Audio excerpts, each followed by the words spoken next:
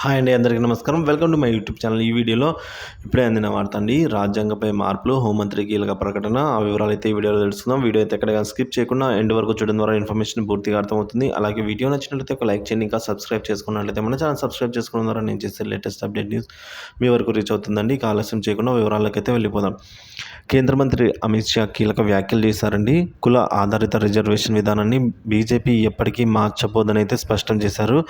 అంతేకాకుండా మరెవరిని తాకనివ్వదని కూడా అమిత్ షా వ్యాఖ్యానించారండి.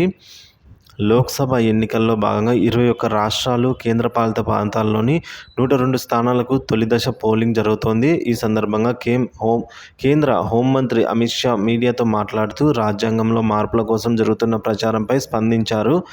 రాజ్యాంగానికి సంబంధించి బీజేపీకి వ్యతిరేకంగా జరుగుతున్న ప్రచారంలో వాస్తవం లేదనైతే అమిత్ షా స్పష్టం చేశారండి. ప్రభుత్వ ఉద్యోగులకు పోస్టల్ బ్యాలెట్కు సంబంధించిన సందేహాలను నివృత్తి చేయాలని ఏపీ జేఏసీ అమరావతి నేతలు సీఈసీ ముఖేష్ కుమార్ మీనాకు విజ్ఞప్తి చేశారు. ఉద్యోగుల ఓటు హక్కు వినియోగించుకునేందుకు మే మొదటి వారంలో ఒక రోజు ప్రత్యేక క్యాజువల్ లీవ్గా అయితే ఈ విధంగా పరిగణించాలని కూడా ఈ విధంగా కోరడం జరిగింది. సో మొత్తంగా మనం చూసుకున్నట్లయితే అమిత్ షా గారు ఈ కీలక వ్యాఖ్యలు ఏవైతే కుల ఆధారిత రిజర్వేషన్ విధానాన్ని ఉందో అది బీజేపీ ఎప్పటికీ మార్చబోదని అయితే స్పష్టం చేశారు.